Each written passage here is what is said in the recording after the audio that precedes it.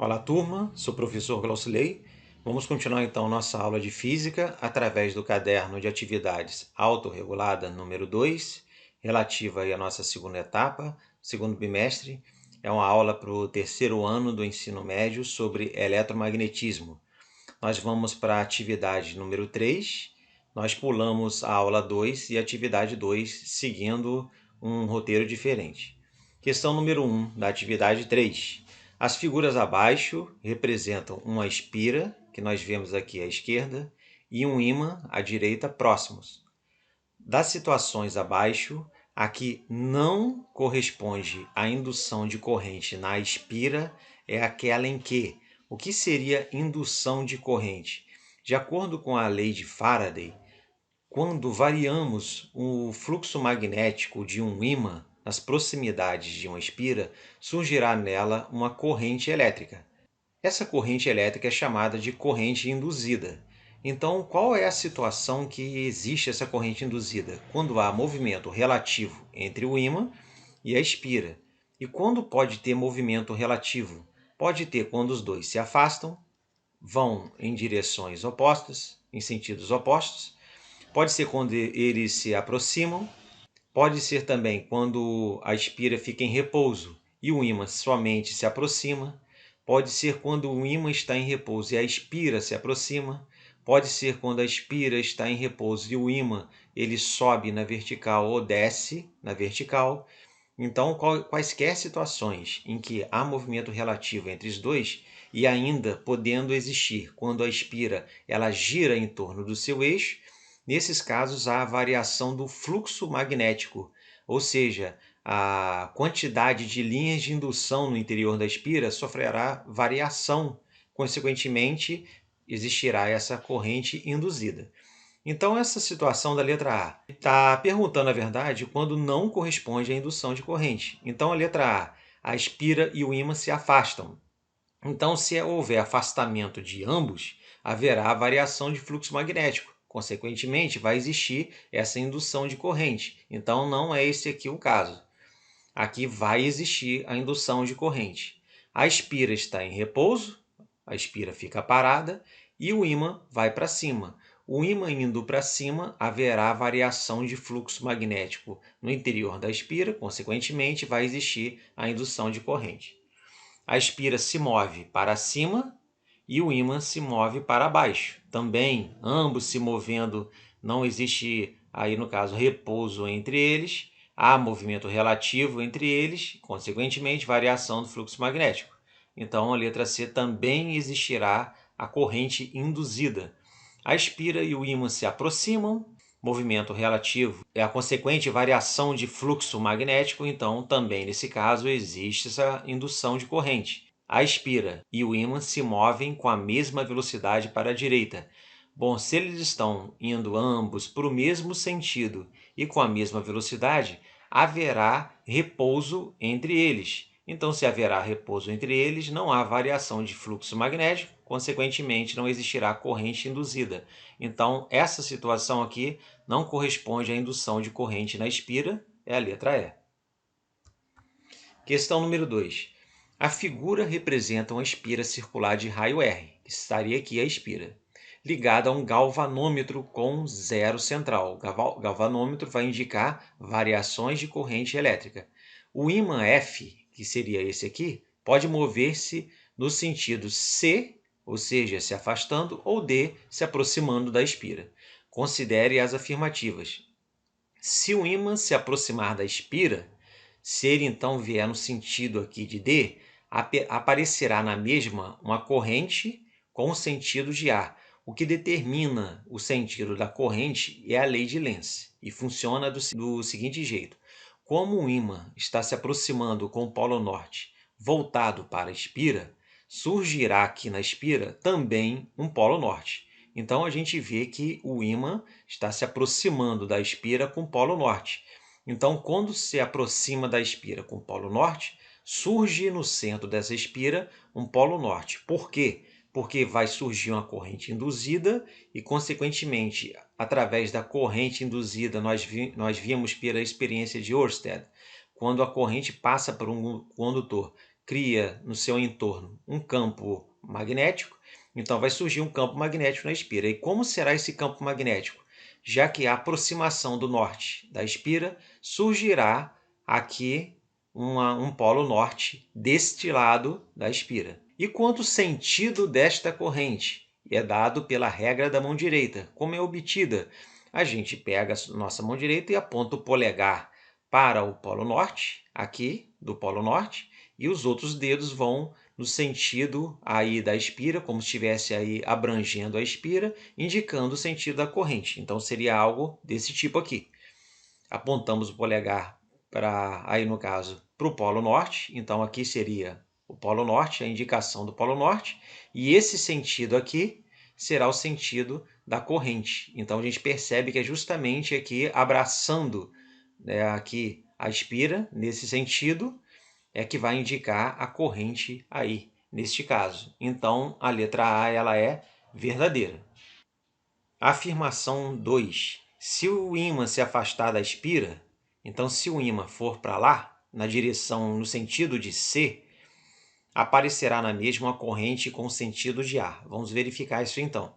Bom, se o ímã se afastar, o que vai acontecer? De acordo com a lei de Lenz, se você tem um polo norte voltado para a espira e esse ímã está se afastando, aqui cria uma polaridade diferente. Então, se afasta com o polo norte, vai surgir ali um polo sul.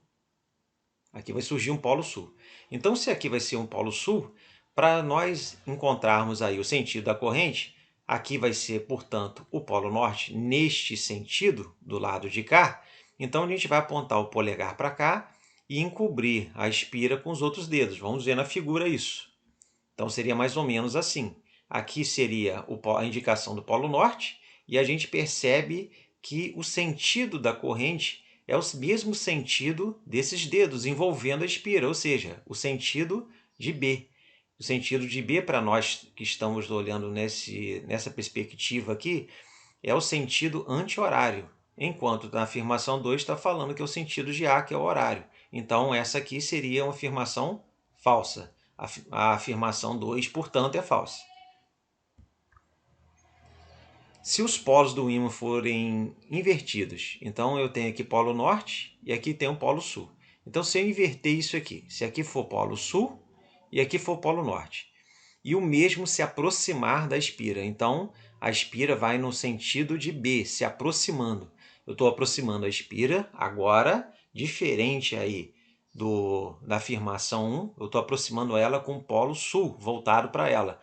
Então, de acordo com a lei de Lenz, quando eu aproximo de uma espira um polo sul, no caso aí variando o fluxo magnético, vai surgir no centro dessa espira um polo sul também, na aproximação. Então a gente percebe, se aqui é polo sul, eu vou ter a mesma situação anterior, em termos de sentido de corrente.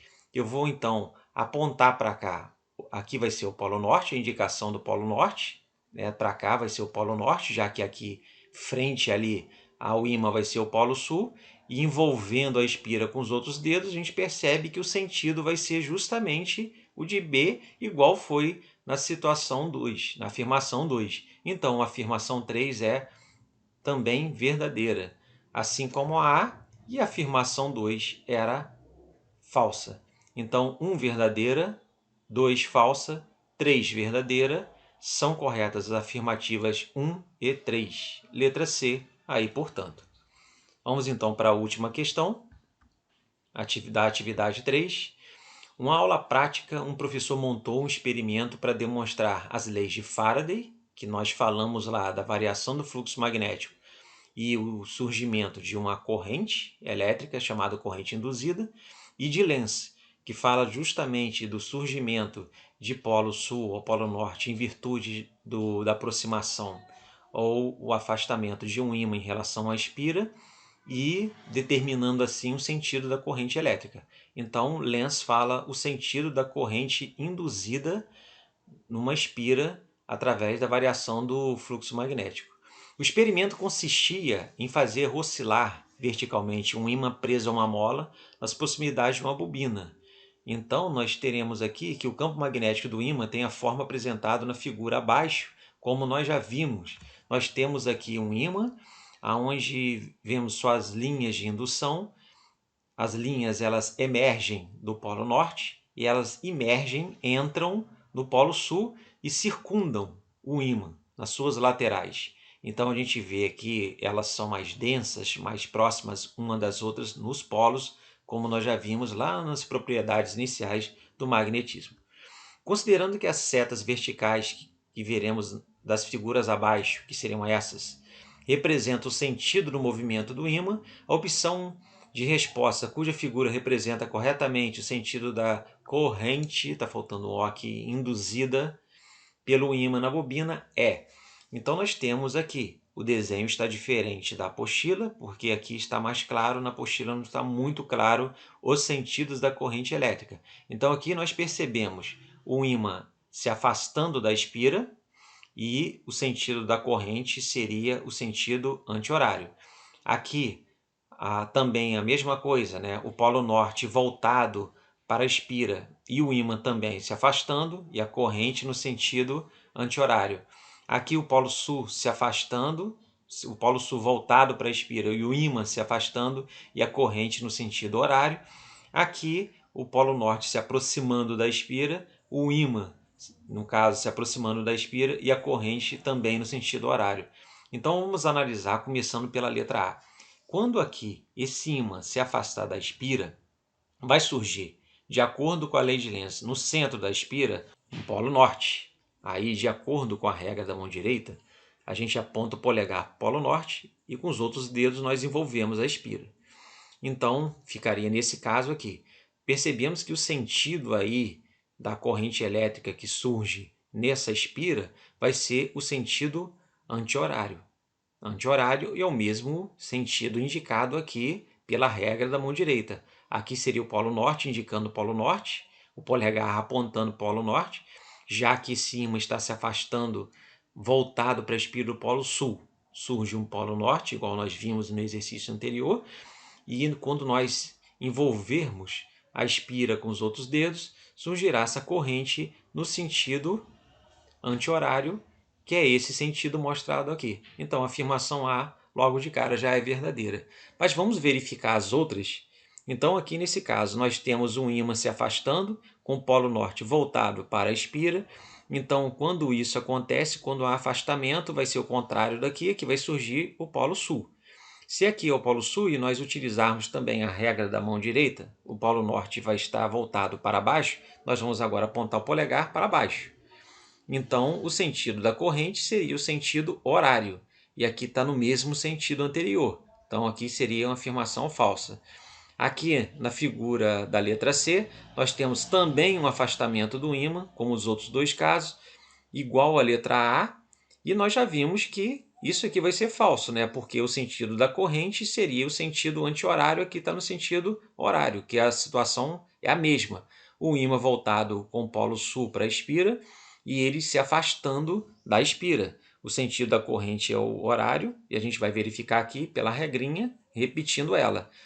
Aqui surge um polo norte, com o polegar eu aponto para o polo norte, aqui no caso, seria apontando para o polo norte, com os outros dedos envolvendo a espira, e vejo que o sentido é o contrário a esse que está mostrando aqui. Então essa afirmação também é falsa.